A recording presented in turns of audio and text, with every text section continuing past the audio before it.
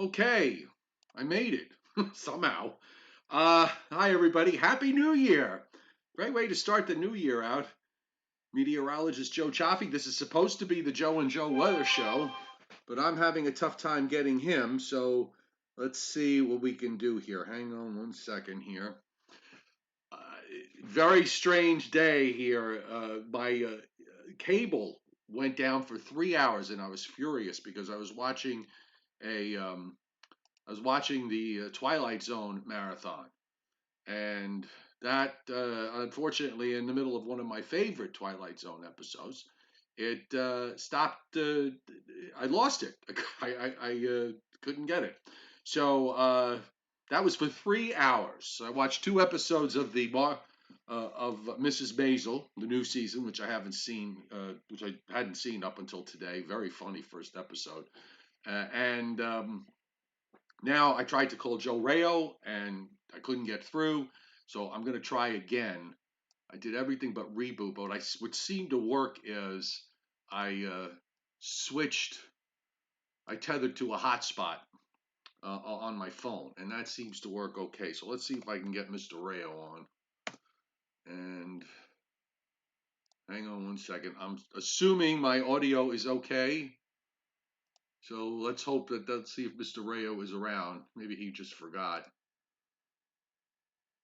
Uh, Loading. Usually I have this all prepped beforehand. It's a great way to start the new year. I figured it has to be the fact that it's January 1st and all these computer systems are all messed up. I don't know.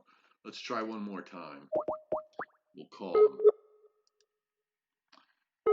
Two ringy dingies. So, Christinapedia, your internet went down. There you are. He's here. Put your camera on.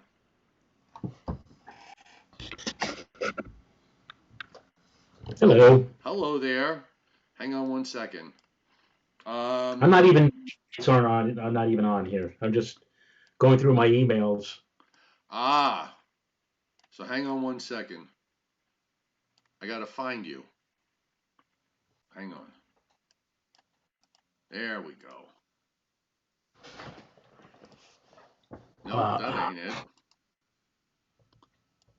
Hang on. Where are you, Mr. Rayo? I can't find you. Oh, this is gonna be one of those nights. Yeah, one of those nights. You're not having a good day? No, not really, Joe. Oh, I haven't okay. even looked at a map. I have not even looked at any maps, so I don't have a clue. Oh, it's But all then right. what makes today any different than any of the other days? Okay. I got you on the screen there. Happy New Year. Happy New Year to Did you. did you do what I did last night, which was basically go to bed at 10 o'clock? No, actually, my brother-in-law and his wife and my son and my future daughter-in-law were here. And after they left, my wife and I went to bed at 1:30 in the morning, but I could not fall asleep until like 4. I don't know why, but I don't know. Maybe just thinking about what's ahead of us. Not the wisest of us know what's going to happen in the days to come, but I don't know. I just couldn't get to sleep. Well, that's what makes life interesting, Yeah. sort of. Yeah, I didn't do much. I went to bed last night early. I got up early. I went for a nice 4 mile walk this morning, and weather was decent enough. And that's pretty much it. I watched the sci-fi marathon. I did catch a few of my favorite episodes. A Game of Pool, which is the only dramatic role that Jonathan Winters ever had. He worked off of Yes. Jack Klugman at 3:30 this afternoon. I had not seen. I don't think they have it listed this year. My very favorite episode, which is the one about the school teacher up in Vermont, a changing of the guard. But Well, I've been watching that. I've I been just, watching that on the marathon on and off. well, same here. And I just was watching. The thing about the Twilight Zone is that most of the time the episodes hit home runs, but then there were a few of them that just didn't work for me at all.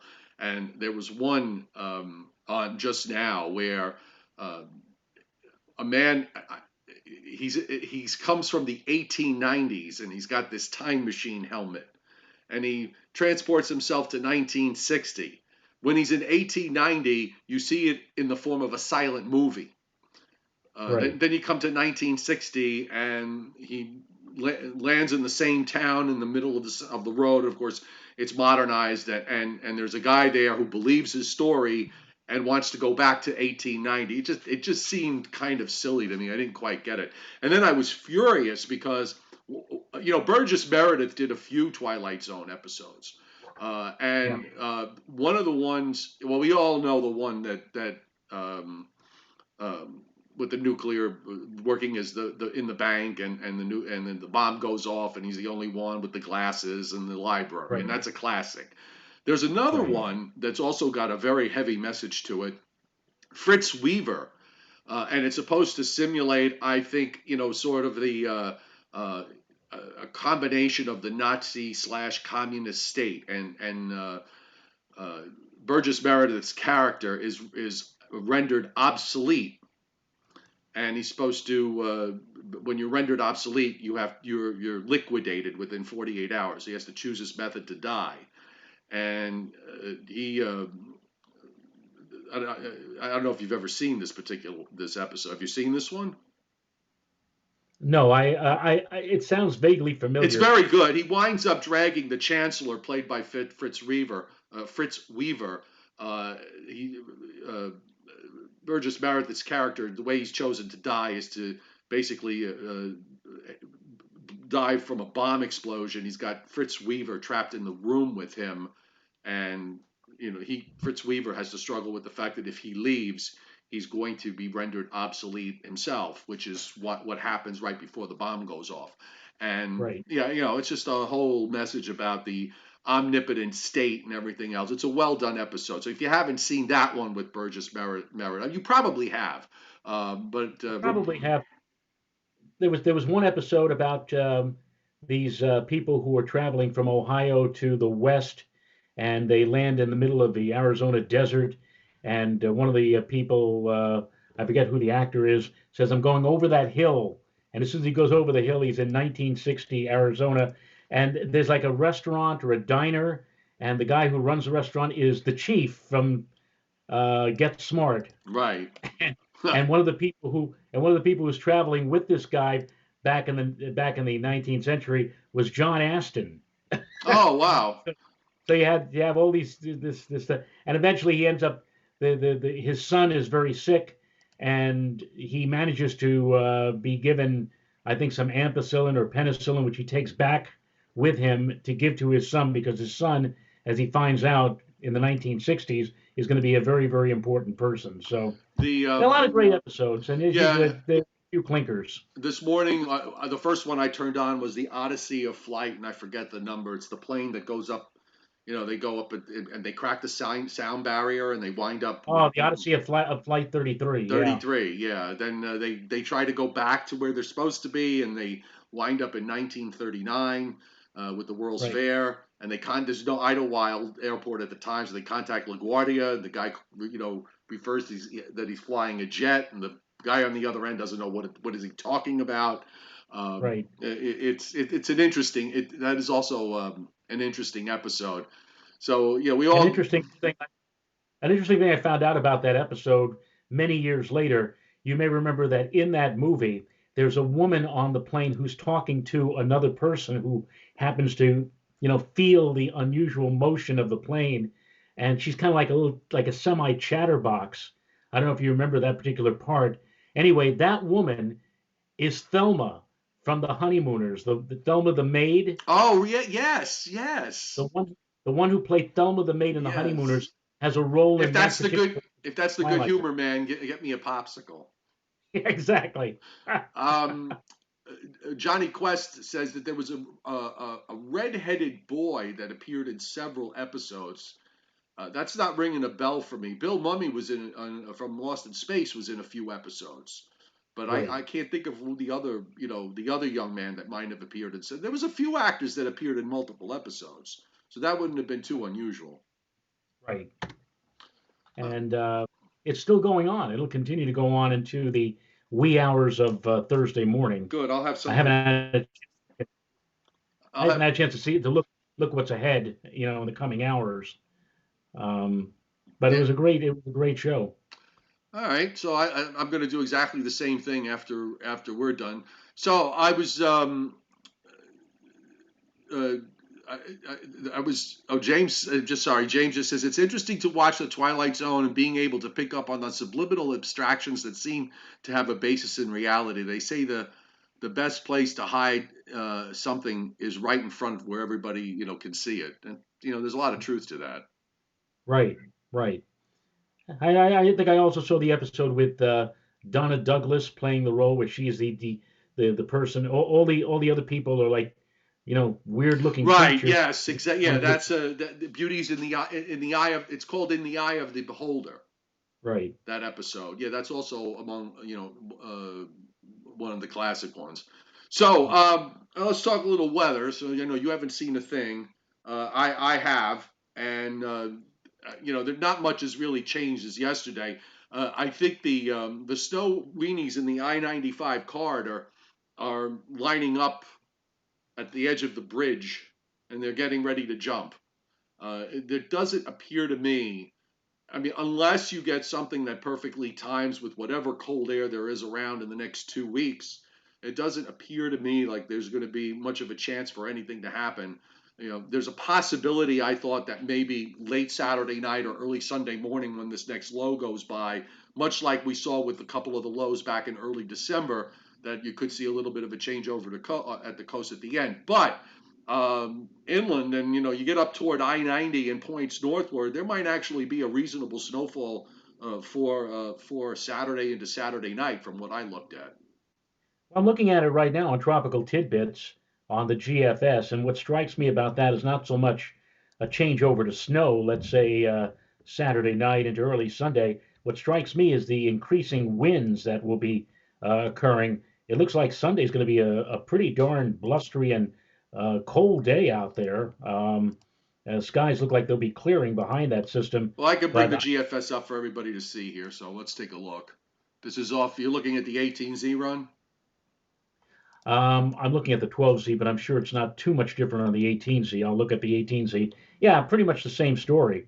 Again, I'm not looking so much as a precipitation as I am in terms of wind and in terms of cold. It looks like it's going to be turning dramatically colder, in fact, Saturday versus Sunday, along with a dramatic increase in the wind. So they may even be perhaps up north in upstate New York. It looks like right here. And again, I haven't looked at anything up until this moment in time, but Right. I would even guess that maybe in upstate New York and in places in central and northern New England, some weather service offices may even be issuing a wind chill advisory for Sunday because of the wind really revving up. It looks like. Yeah, the NAM's got a primary in northern West Virginia that moves across the Pennsylvania Maryland state line off the New Jersey coast to just south of Montauk to toward Nantucket Cape Cod by the time we get to 1 a.m. Sunday. I mean, we had a few of these systems already move pretty much the same way. We don't have any kind of big high to the north. That's a bit different from what we had a couple of days ago with all the icing that occurred in upstate New York and in through central New England. You had a big high in Quebec that was pressing down. You don't have it this time around. You've got lower pressures up there, much lower pressures, and that means that you're just going to have to work with whatever, what I always call do-it-yourself cold air, where the atmosphere dynamically cools from the top down, and I think you have a good chance of that happening in upstate New York. If and up in New England, I think it's a real long shot if you want to get it to happen down near the coast. Yeah, and you're right. And even in that situation on Sunday where I said it's going to turn dramatically windy and colder, you're right. There is no real high pressure zone up across, let's say, Quebec or Ontario to help maintain that cold weather. There's a system that seems to glide on just to our south on Tuesday night, Wednesday. I'm not sure what that may bring, maybe a touch of rain or snow. And then if you want to look ahead, if you want to believe in the models out to, let's say, 222 hours, there's some kind of a system that supposedly is coming in for not this Saturday, but next Saturday. But Right. that too looks like mostly rain and not snow. Well, yeah, there's we had a couple of runs earlier this week that was trying to bring a big high across southern Canada over to the lakes, and but that doesn't seem to be happening here. I'm looking at I'm looking at the GFS going forward. I see that low that comes out for Tuesday night, Wednesday. Maybe that winds up being a little more to the left if it's real. Then it goes out, and that's one that the model was telegraphing for quite a while. But then you've got this low that moves across southern Canada now. So instead of having some kind of high up to the north, you've got a low pressure there, and that just brings, that's just going to flood the east with warm air for next weekend. Yeah, that goes, if that's correct, and you wind up with a deepening low that goes up into Canada, and then another big high moves in and out, and then you get another low that goes up to the Great Lakes as we head into mid-month. And then you've got all this cold air that spreads out toward the end, but you know what? That's relegated on whether the overall pattern breaks down, and I just don't know whether that's going to be the case or not. Yeah. I'm just going to pull up the ensembles really fast. We're both doing it on the fly tonight, folks, so just have patience with us here. But I'm just looking at the ensembles. I mean, they still, up through January 17th, the troughs in the west. There's a vortex up in northernmost Hudson Bay. I mean, the heights here in the east are not all that high, but you've got a fairly deep trough in the west, and that's going to mean your PNA index is going to be off the wall negative until further notice. And unless you get some kind of blocking high that develops to kind of pinch in whatever cold air there is into the eastern part of the U.S., it's going to be very difficult to put down any kind of accumulating snow unless it times out perfectly with cold air. So I guess your best chance might be for the coast would be Tuesday night if that low that the GFS has is real. Yeah, in fact, I think the European a couple of days ago was kind of indicating or suggesting that Tuesday, Wednesday event of next week might be a significant snowmaker. But of course, you have to take all of these things with a grain of salt once you go past 4 or 5 days, and things can change. And it looks like they may be changing. Who knows? That thing may actually move all the way off to our south and not give us a glancing blow at all, or brush us at all. Yeah, We'll take a see. look. Take a look at the icon model for Sunday, because the Okay. icon and the European both want to take this low much further to the south. So the icon actually kind of argues that maybe there'll be a change over to snow at the end near the coast. If you want to believe it, it's got a pretty strong gale center offshore for Right. Saturday night into Sunday morning before everybody blows away. Yeah. Well, Who the knows? icon has been kind of an outlier when you make comparisons with especially with the GFS. I really wish that um, that the that they continued with at least the old GFS so that we can make comparisons with the quote new GFS. For a while, we had the parallel GFS and the old GFS, and we could look at both of them. But now we only have one GFS to rely Right. upon. I think And I think I think it is around somewhere still, probably on one of the government websites, because I've noticed there are a few people that still occasionally make reference to it, uh, yeah, but I tropical tidbits. Levi I guess ran out of room, so he wanted to make room for other things, so he took it off once the regular GFS. I don't know, Joe. It's like how many models can you have? I mean, right. how many different models can we? You could throw them all on here, and I bet you if you look long enough, you could find a solution that that suits whatever bias someone might have. I mean, I was looking at the Canadian today. It's got this surface low, much like the Icon and European, where it takes it off the Virginia coast. But here's the problem, and this goes back to what I said earlier with respect to the lack of cold air. It's great that it's got this track that's further south, but what good is it for a snow lover if you don't have that cold, some kind of cold high? Doesn't even have to be a strong cold high. It could just enough of a high up in Quebec to sort of push down and weigh down the cold air down to the coast. You could have a low like this, and if you had enough cold air and enough of a high, you certainly could see the range snow line down somewhere near Atlantic City, or Atlantic City to Baltimore. You want to draw a line that way. But there's no high pressing in. There's already another low that's racing across southern Canada by the time we get to Sunday morning. So it's a low pressure map. When you look at it, there's no, there's hardly any pressures above the highest pressure isobar that I see in eastern Canada is a 1014. And in Western Canada, there's a 1018, 1020 isobar near the U.S. border. You can't really do much with that.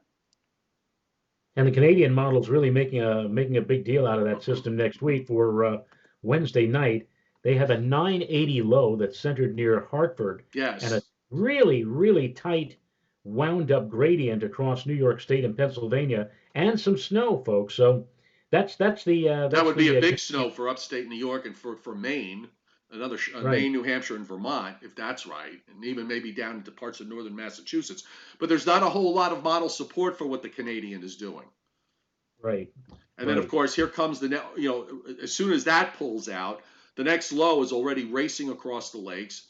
And I don't know why it's got this system down in Tennessee, but still, you don't have, it's mostly low pressure across Canada, which is not something you want to see. I just want to see what the upper air looks like here. Oh, we're having fun, aren't we? Yes, we are. I mean, look at this. It's just you have you have very little, if any, flow coming from a cold source. The flow in Canada is pretty much west to east. You've got all these vortices running around in northern Canada.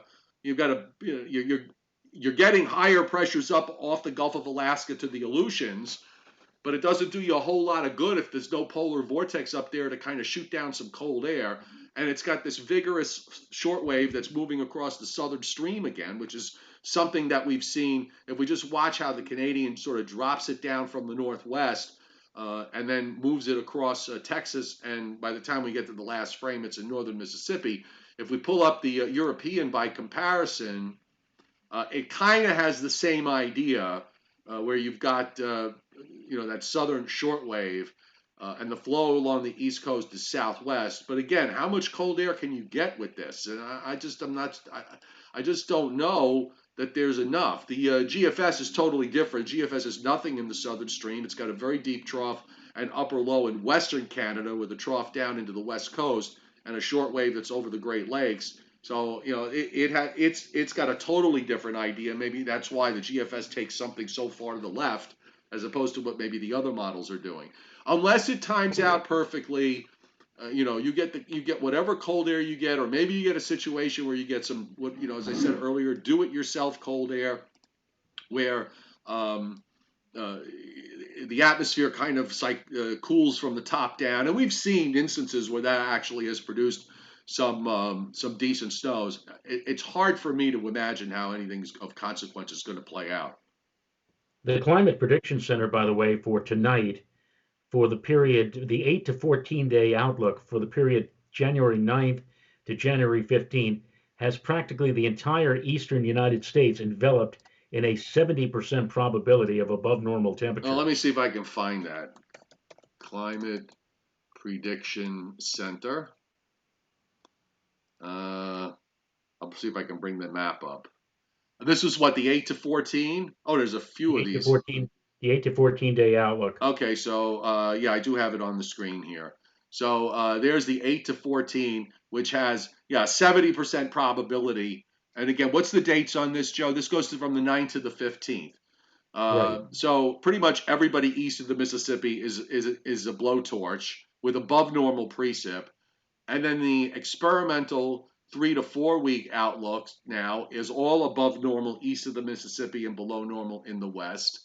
The monthly outlook, let's go 1 month.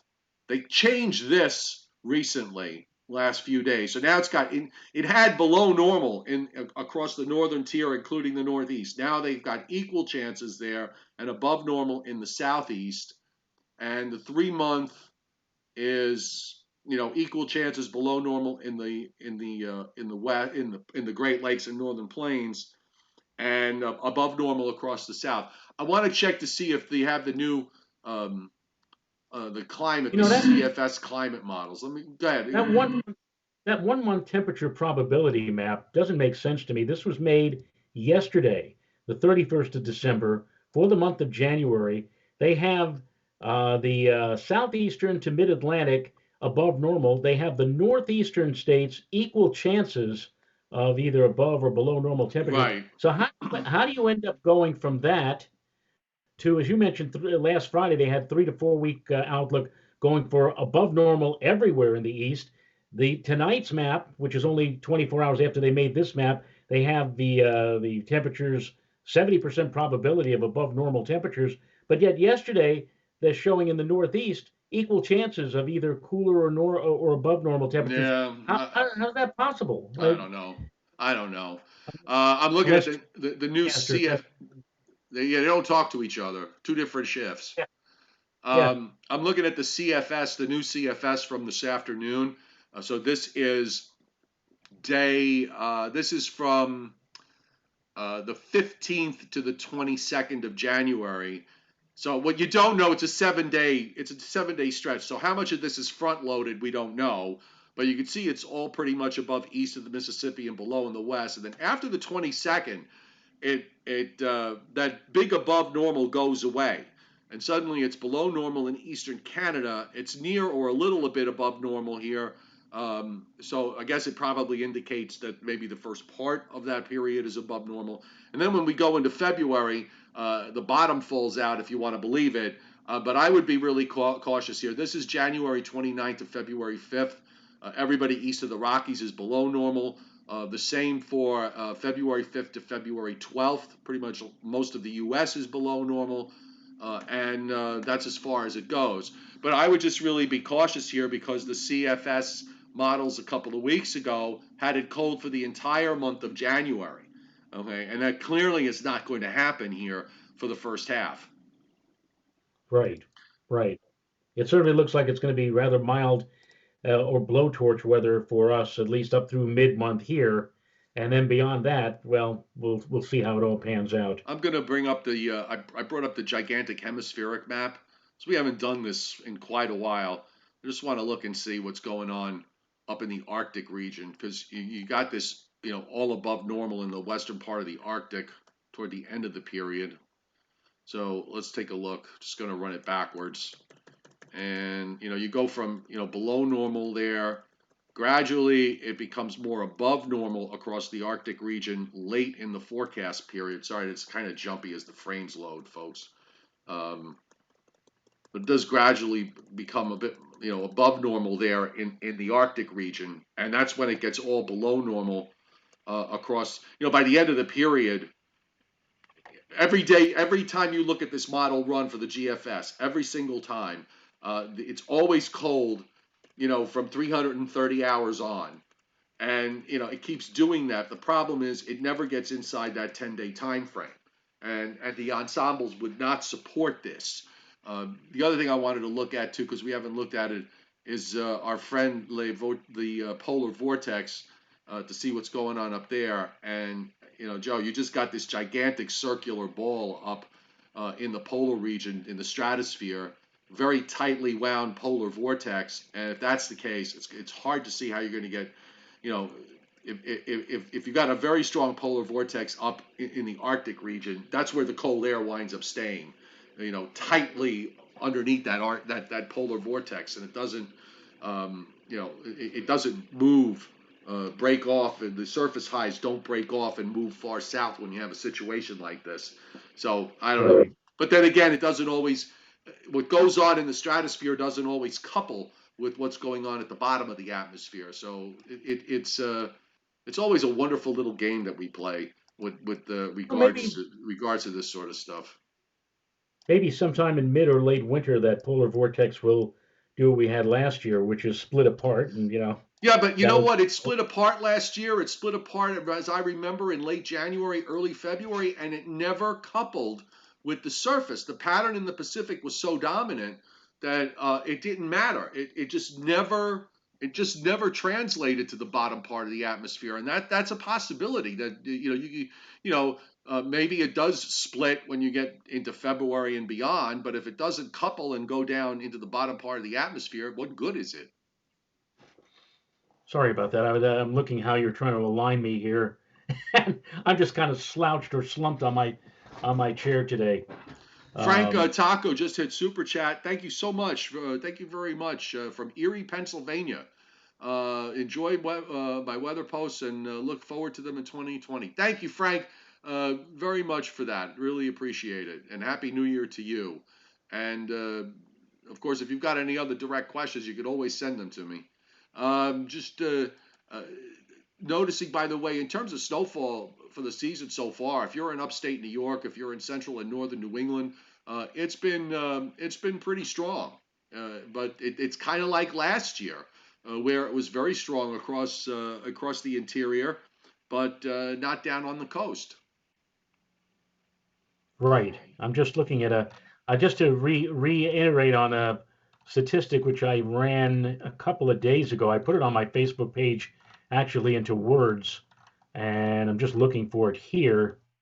Um, Regarding the Central Park snow in the month of December. Yeah, here it is, snow by the numbers. And if you will, I'm just going to read exactly what I wrote here. Go I ahead. said, admittedly, not the best way to make a long range outlook, but an interesting statistical exercise nonetheless. December 2019 went into the record book reporting 2.5 inches of snow at Central Park. And I looked at the New York City weather records, which date back to 1869, and checked all of the Decembers in which 2.5 inches of snow fell, plus or minus zero 0.4 inches. So, in other words, I looked at Decembers where the snow amounts ranged from 2.1 to 2.9 inches. And then I looked to see how much snow fell at Central Park for those particular winter seasons. Now, at this moment, and you will not see this yet on the climate tables, Joe, because they haven't updated the 30-year averages, the long-term averages yet. But in averaging out the last 30 years of wintry precipitation at Central Park, 30.1 inches. And if you take that survey, statistical survey at face value, then this winter, based upon the previous 10 Decembers that had 2.1 to 2.9 inches. And again, we were right in the middle at 2.5 for this December. If you take that at face value, then this particular winter at Central Park comes out to be, as a forecast now, 65.1% of normal, or the average comes out to 19.6 So inches. just kind of like The last most, year. the most that has ever fallen in a 2.1 to 2.9 inch December was the winter of 1914-15 when 28.8 inches fell after after a December snowfall of 2.6 inches, and the least amount of snow that fell in a 2.1 to 2.9 scenario was the winter of 2007-2008 when only 11.9 inches fell at Central Park. And out of those 10 cases, 7 of the 10 show that the dominant month for snow was January. This may be one of those 3 out of 10 cases if it's as balmy or as Right. mild as what we've been talking about. The month of March accounting for the other 3 cases where the snowiest month were it was either 7 in January, 3 in March, and normally February is the snowiest month. But in this particular survey that I took, only 2 Februarys out of 10 had snowfalls exceeding 9 inches. That was in 2008 and 1974. 5 of the 10 cases, 1.5 inches or less of snow in February, and only trace amounts of snow, get that, in 1981 and 1971.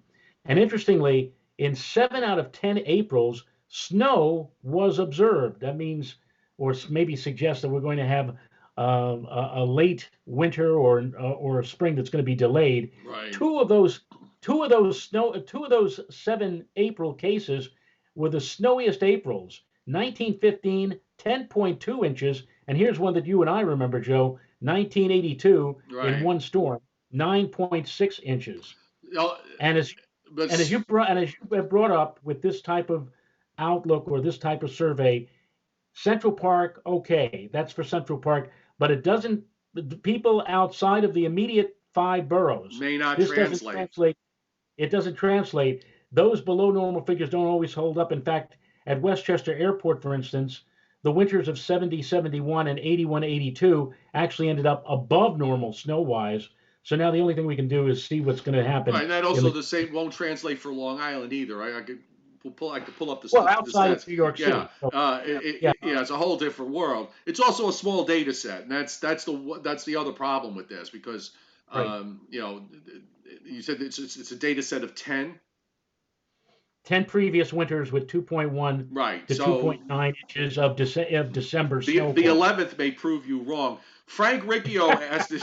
The Frank Riccio brought up this question, and I think it's a good one, and we've addressed it before, but it's worth addressing again. The volatility in the models has been, which is normally high, but it's been exceptionally high. And one of the things that I have argued is, and I've noticed that over the last number of years, is that whenever we've got one of these teleconnection indices that is off the what I refer to as off the wall. Usually you try to, the mean is the zero line, that neutral line. But when you're starting to talk about two or more standard deviations away from the mean, you've got a really stretched out pressure pattern, and this is what the teleconnections are forecasting for the Pacific North America index. Now that index these are simple indices. They're snapshots of each model run. They are all they are simple calculations of pressure changes over given geographic areas. And the Pacific North America Index covers a very, very large geographic area. It not only covers the west coast of the U.S. and the southeast coast of the U.S., but it also takes into account part of the tropical and subtropical Pacific. So there's a lot in this calculation. So when you see it stretched out, two or more standard deviations from the mean, you're talking about an atmosphere that's really out of whack. And I think models have a really difficult time handling situations like this. And you oftentimes see, models do crazy things. One such time frame is back in March of, I always forget, Joe, was it March of 17 was the four Easters, or was it March of 18? No, it was March of 18. Okay, so March of 18, we had the four, what I would was called the four nor'easters of the apocalypse, where we had four major nor'easters in 2 weeks in the Northeast and in the eastern part of the United States, and all of them in one form or another produced heavy snows for somebody, including New York City, for Long Island, and places nearby.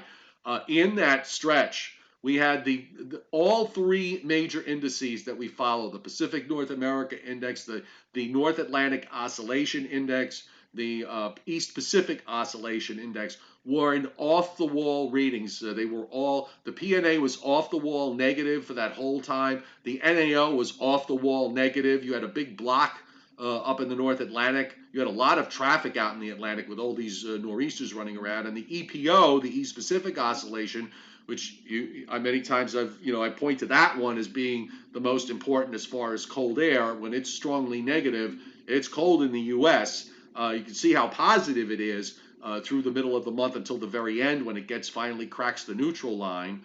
But all three of these indices were stretched to extremes, and whenever you get that, you get models that just don't know how to handle it. And they were there are, I suppose that there are more possibilities in terms of what could happen down the road, and the variation is already wide enough on a normal atmosphere. But when you have a subnormal atmosphere like that, you probably wind up with all sorts of crazy things that can happen. So you got to be a little careful when you've got the atmosphere stretched to an extreme like that. It does, there's always the chance that you get something strange to happen someplace. And that system that we're talking about for next week on Wednesday, Thursday, who's to say that as we get closer and with the volatility factor that you just mentioned, that all of a sudden the models turn that storm more to the left and possibly set the stage for maybe an unexpected snowfall, which none of us are talking about now. But you get within 2 or 3 days, hey, guess what? We may have a significant snowfall. It's not out of the realm of possibility. Chad Crawford says he wishes that we could talk to all these other channels hyping up all these storms to historic levels every time. You know what, Chad? Let them hype, okay? Let them hype. Let them do it. And, more and more of folks are showing up here and seeing that we don't do that.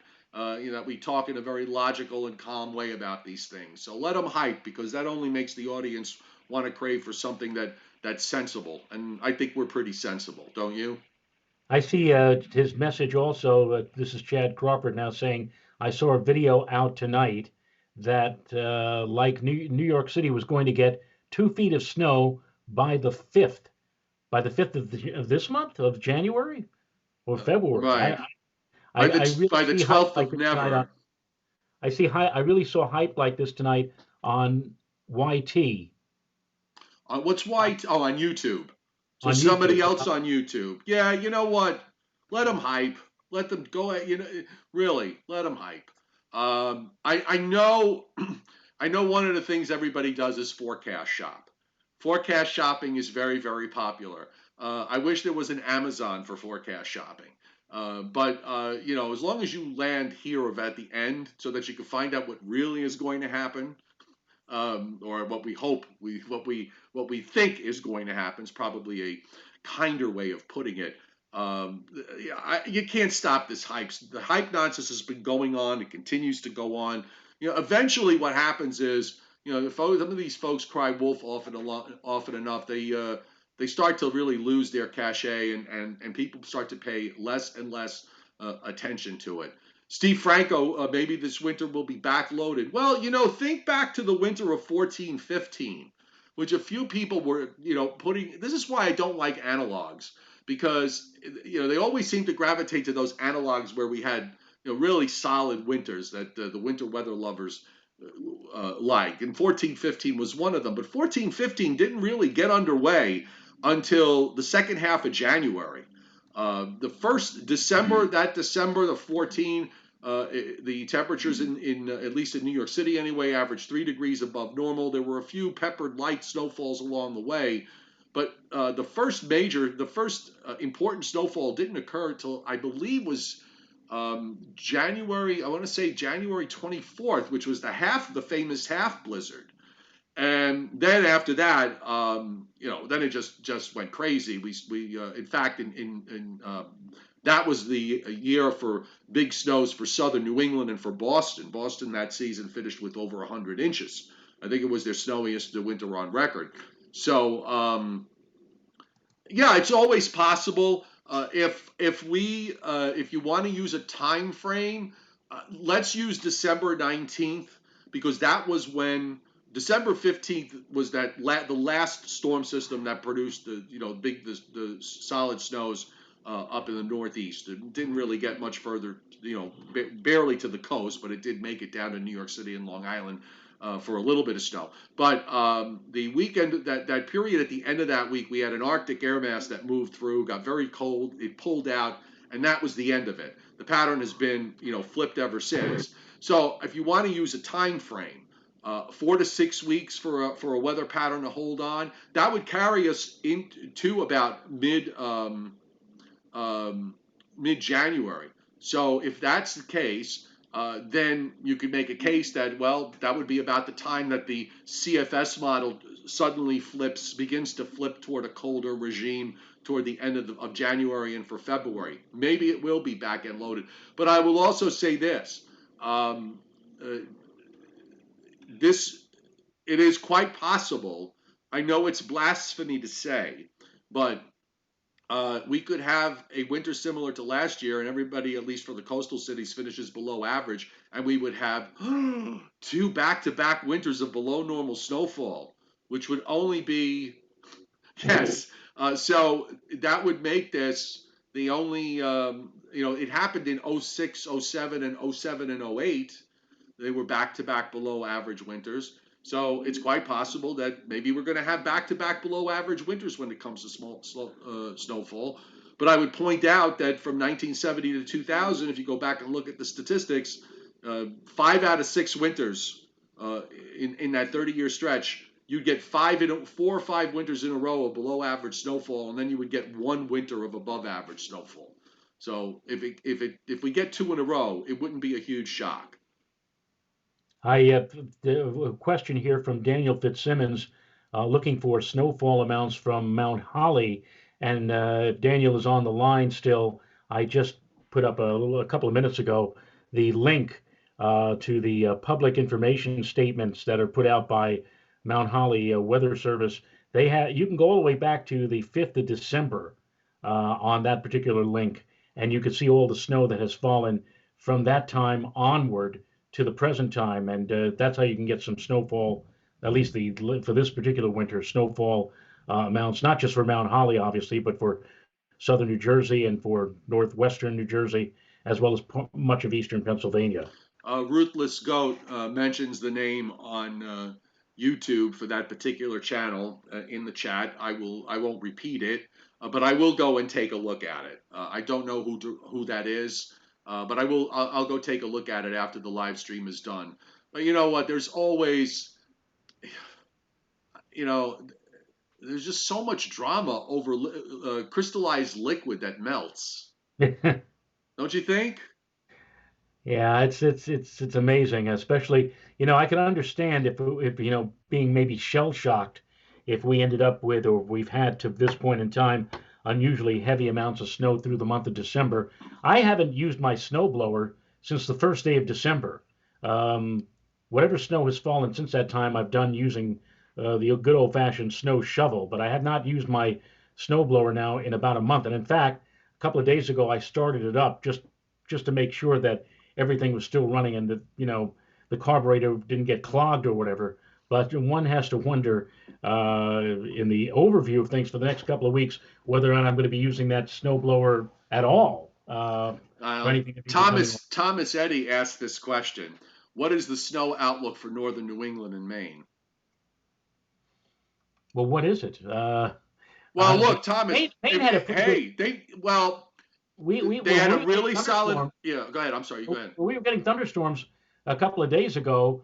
I had a direct report from Lewiston, Maine, saying it was coming down to beat the band. So I would presume at least for parts of Maine, they have a pretty good snow cover on the ground now, and maybe either Sunday or maybe in the middle of next week they might get a few more. Well, this pattern would be great. This pattern's great for northern New England. Yeah. I would think. I mean, we'll have to look at each system specifically, clearly. But if the one for this weekend, after the initial shot for Saturday, for Thursday, I'm sorry, for early Friday morning, that's warmer air that's flooding up the eastern seaboard. But when that whole trough swings around, I think you're going to probably see some snow in northern New England for Saturday and Sunday. And I think the overall pattern these next 3 weeks or so, if it holds with that deep trough in the west, if you get these storms to time out, you have an easier time to hold on to the cold air up there, obviously. So I would think you would probably do very well because the pattern is, not that dissimilar to what you saw in late October and November, and you guys got some fair snows up in the month of November. So I think you'll be all right. I think you will be all right. I got to go to Maine for a winter one day. Thanks, Stephen Franco, for super chat. Appreciate it. Dennis Cassia on Friends in Connecticut think I'm a weather genius because I tell them your forecasts, which are usually correct. Yeah. Do you give Mr. Rayo credit, Mr. Cassia? That's the big question. But Dennis and I are long-term fan. I got to tell you how I got to know Dennis when I was just 11 years old. I started a subscription, which I still have, to Sky and Telescope magazine. And in the October 1967 edition of that magazine, there was a spectacular photograph of a Perseid meteor, a fireball, taken by Mr. Dennis Cassia, who at that time was living in Thornwood, New York. And I said, boy, this guy really did a great job. And now we didn't know each other. Yeah. That was the first time I ever heard of Dennis Cassie, and I'm all of 11 years old. But like years later, through another mutual friend of ours, this is now into the 1980s. We finally got a chance to connect, and we've known each other now ever since.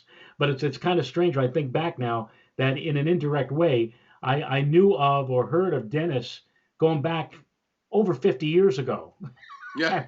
That's how long we've had some sort of a connection. Just William Uber brought up the winter of 2003-04. which is another winter that was back end loaded. Yeah, look, back end loaded winters are certainly possible, and if you want to go back to the Siberian snow cover idea, you would have to hope that the back end loaded winter holds up. But that's another instance, by the way, of an indicator. What I've referred to oftentimes as the silver bullet indicator, where everybody tries to find that one indicator that is going to give you the answer to the question, what's the weather going to be like for the next 3 months? And none of them work. There's no one that works 100%. I would just say this: uh, whatever's going on in the Pacific, that seems to be the driver that has the most power. So, if you've got an unrelenting fire hose jet, which is not what we have right now, the problem with you when you have an unrelenting fire hose jet like we had last year, for example, that isn't good for uh, for snow in the eastern part of the United States. It just And if is. you want And if you want the granddaddy of back end winters, how about the winter of 97, 98, where up until the end of February, we had at Central Park a grand total of 1/2 of 1 inch of snow. And you would have thought that that was going to be the all time lowest. And then all of a sudden, I think it was the day after the first day of spring in March of 98, we had a snowstorm that dropped 5 inches of snow. And that turned out to be the biggest storm of the year and gave us a grand total for that winter at Central Park of 5.5 inches. Johnny Quest brings up a question about the jet stream and how uh, cold air doesn't make it out of Canada, and I'm gonna see if I can. Let me bring up the North America view, and there we go. All right, so here's your jet stream going out to 384 hours, but I'm going to back it up to the current time. Okay, actually, this is a good one for Saturday. All right, take a look at what you're seeing here. You've got three upper lows that are up there, and if you follow the logic of the flow of the jet stream, well, for one thing, you've got this flow out in the Pacific. You've got a trough that extends down from the Gulf of Alaska, so the upper air winds are going like this. Okay, now when you see this, you're seeing the fact that the flow is coming from the west. It's not coming from the north. So why is that? Why is the cold air not coming down? Well, here's your polar vortex. It's not only way up in northern Canada, up near Greenland, but it's completely separated from the rest of the flow. There's no connection from that flow down into the flow that's across the United States. Now, in contrast, so from here, if I were to bring up the surface map, which I'm doing right here, your cold air, I mean, there's cold air and then there's really, really cold air. Yeah, you've got cold air in Canada, but it's Canadian cold air, which this time of year ain't too shabby. But the real Arctic air is pinned way up. We see these dashed lines, these thickness lines that are tightly wound together underneath that upper low. That is really bitter, bitter cold Arctic air. If I put up the 2 meter temperatures on this map, you'll see where the really big, you're talking minus 50 up here. Okay. You get down into Canada, you're talking numbers, you got numbers in the single digits. You got a few below zero readings, but you also have a bunch of above zero readings here. So the air is not all that cold. In a truly cold pattern, that bitter cold air, you would see it down close to the U.S. border, and then that cold air winds up bleeding southward. But if I move this through time, you see these occasional intrusions here.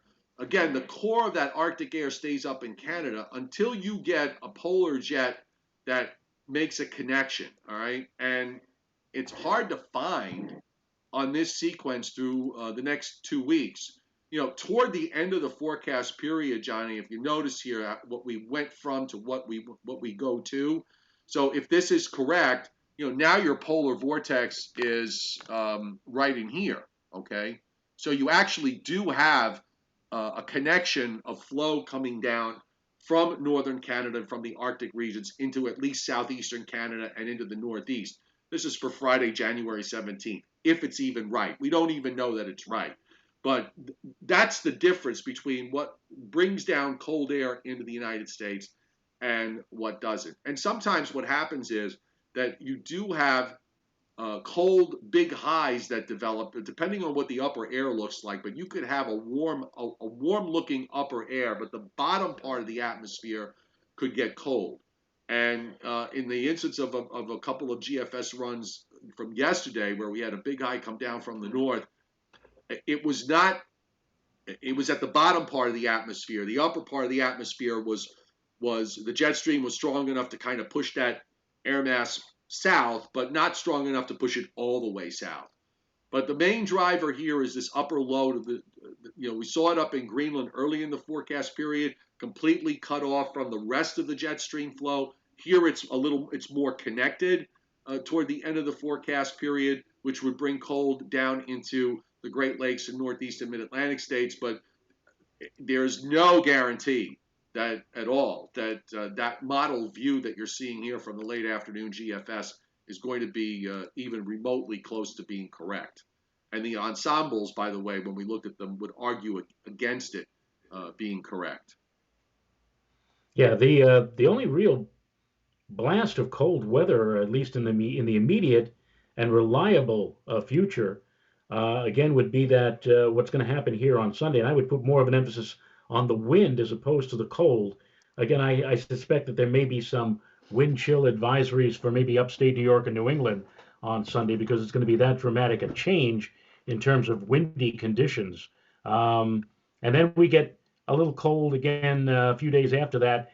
But as you mentioned, Joe, as we get toward the middle part of the month, the jet stream, the cold arm of the jet stream, retreats back up into Canada. We get back into a near or even above normal temperature regime, which is perhaps why the folks over at the Climate Prediction Center are suggesting that for the 9th to the 15th of January, we're going to have a 70% probability of above normal temperatures. Who knows? We may see a couple of days where temperatures approach 60 up here. Frank Tocco, talk about snow lovers. If you were a snow lover in Erie, Pennsylvania, Erie has had 21 inches of snow this winter. 101 inches is the seasonal average, and 198 inches is the record, and that was during the winter of 17-18. And most of your snowfall is lake effect, but you're running subnormal. I think much of lake effect in upstate New York has been a bit subnormal this winter. We haven't had a really big, solid lake effect event yet in the last 2 months. Am I right, Joe? Well, there've been a couple of scattered events, but there hasn't been any one of these, widespread 5-foot snow producers yet. That's true, but on the other hand, what I'm talking about for Sunday, might be a good candidate for that may be that may very well be. Yes. Yeah. And still they're not playing. Are they still playing football? Well, yeah, Buffalo's still in it in the playoffs, but I don't know when they're going to be playing in Buffalo playoff game or not. But I'd love to see a major or significant postseason football game played in massive drifts, so to speak. Paul, I agree. It's always fun to see that. The Ice Bowl back years ago that the Giants played up in Green Bay, as I remember, I think that's what it was. Yeah, it was the Ice Bowl. That was crazy. Lambeau Field, it was like wind chills of 40 below zero. Yeah, it was like playing with a piece of concrete with that football. What would it take, Paul Roman, for that polar vortex to shift? Well, for one thing, you got to get rid of that trough in the west. You can't have a deep trough in the west like that. Because you have, when that's there, the polar vortex is locked up way up in northern Canada. You need something, actually probably need something to happen across Asia. I would really have to look very closely at that. I don't often look at what's going on the other side of the world but it is tied into everything that happens here. But you have to get something that ultimately dislodges that vortex and forces it southward. What we would need to see is pressures building, higher pressures building across the pole, Greenland, the far North Atlantic, Greenland, that whole area. You need higher than normal pressures to build there, so that it forces the vortex further to the south. And so far, you don't see any real signs of that happening. And that's I'm it. looking. Go ahead. No, I'm just looking at the Weather Prediction Center, the extended the 4 to 7 day winter outlook, and for Sunday they have, well, it's not the greatest, but what they're forecasting is 30 to 50% for places like in upstate New York. It looks like mostly the Adirondacks and the high terrain of central and northern New England, the White Mountains and the Green Mountains. Not necessarily lake effect, I guess. And then not much, if anything, for Monday and Tuesday and for Wednesday. So, well, Wednesday they have general 10 to 30% across upstate New York and New England. That's for that midweek system next week. So, Yeah. So, hey, it's 8:18, and we've been on for an hour. And in 12 minutes, a new sci-fi episode comes on. A new Twilight Zone a new episode comes on. Twilight Zone. Yeah. So, We got a pretty good we got yeah, a pretty good number here. I see 242 people yes, watching right now. it's up So 243. It just ticked up, and we're appreciative of 244. Boy, they're coming in droves now. It's wonderful, actually. Oh, now two of them left. It must have been something you said, Joe. well, another thing that I have reason to be happy about today, I got my 11,000th like on Facebook. Oh, very good. So so 11,000 people have liked my Joe Rayo Weather Facebook page, and we still have also the newly formed Joe Joe Rayo Rayo Weather Weather YouTube YouTube page, page. Yes. which we're Uh, trying to make progress toward 1,000. So not sure when that's going to happen, but it will. I'm sure ultimately it oh will. yeah. And 1,000 is the magic number for YouTube because then you can get to do all sorts of things on it. But yes, we got to get you the OBS. You got to get the OBS downloaded, and uh, you can actually live stream the live stream. I mean, when we're live streaming, if you get yeah, OBS, you can start your live stream on your channel and have me in like on an image, and then I've got you on mine, so we could be right. running simultaneous live streams. And before you know it, we'll be taking over the entire YouTube network. Yes, the new kings of communication of social media. Yes, exactly. And Bill Huber is quite correct when he says you're in the Twilight Zone now on the on the Joe and Joe Weather Show. Sometimes it does feel like that in the world of weather. Well, it's amazing that we've got such a reasonably large audience with not much of a major weather pattern shaping up for the immediate future, and we're bucking the well, we were the honeymooner marathon ended a couple hours ago, but we still have the Twilight Zone Yes. marathon and other things that are going on out at the TV land right now. Ryan Ford, thanks for hitting super chat. Really appreciate it. Thank you very much. I can't always see. I usually see when folks hit, and oh, there it is. Now I found it. Thank you. Ryan wants to know, do I think the storm for next Wednesday has potential to be colder and further to the west? I think it's possible. The models have all been kind of telegraphing that back and forth. It's there on one run. It's not there on the next. Clearly, whatever happens this weekend is going to have impact on what that one does. And I suppose that might be one of those examples that I mentioned earlier, where if you get something that times out exactly when you have some cold air around, and we will have some cold air around for the first part of next week before it pulls out. If you can do it then you might have something. But if it doesn't happen, then you're going to have a long wait because there's nothing. When you look at the pattern down going into the middle of the month, it's not that inspiring with regards to cold air and snow for the coastal cities in the Northeast anyway. There was a rule from one of the forecasters.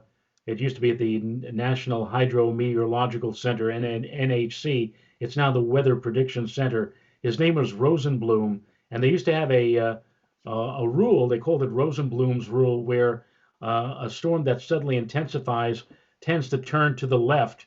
So maybe, just maybe, if that storm next week on Tuesday and Wednesday becomes more intense than what we initially thought, it might actually turn enough to the left to bring in some of that moisture over us and bring us some snow. We'll see. That again is not completely or totally off the table, but as you just mentioned, Joe, after that, that's really our last chance for a while for all Yeah. of the lovers out there. Johnny Quest has a question for you, Joe. Can you see it?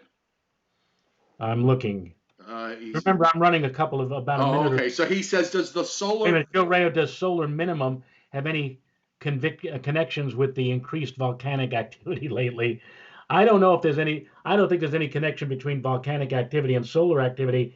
What I can tell you is that when I spoke to Gavin Schmidt of NASA, who's also a climatologist, this now goes back like over 10 years ago, and asked him about the so-called Maunder minimum, where there was no sunspots, no solar activity from 1645 to 1715, and that coincided with what we call the Little Ice Age. He shook his head vigorously and said that had nothing to do with the solar activity. It was just a coincidental thing that the sunspots were at a low ebb, and he attributed that Little Ice Age more to volcanic activity, an unusual amount of volcanoes that were erupting, spewing aerosol clouds of dust and ash in the atmosphere, blocking the sunlight and causing the average temperature of the northern hemisphere to go down. So really no connection between sunspots or solar activity and volcanic activity, but that was one of the reasons I was told by a climatologist, a noted climatologist, for why we had the Little Ice Age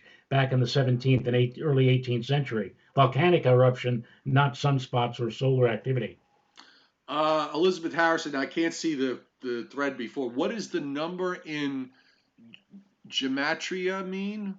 Gematria. Do you have any idea what that might be related Looking to? for the, who is this now who posed that question? Elizabeth Harrison. But I'm trying to see if that's related to another part of a conversation that might be going on in the chat. I just happened to notice the question. What is the number in GEM. gematria? Yeah, do you know what that is? No, Oh, okay. I could look up the word. Um, by the way, here's a question. Uh, the As far as astronomical activity goes, anything special coming up in the next few weeks?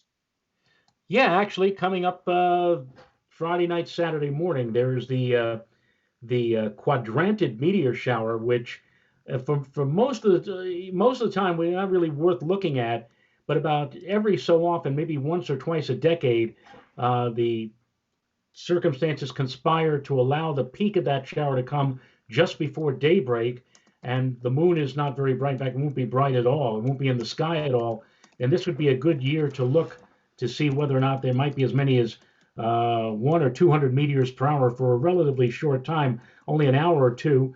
This year is one of those special years. And of course, naturally, what's the weather forecast for Friday night and Saturday morning, except the only meteors you're going to be looking at are hydro meteors. Looks like a rainy weather pattern. So, once again, an astronomical event that will happen right before our eyes, but unfortunately behind a curtain of clouds and wet weather.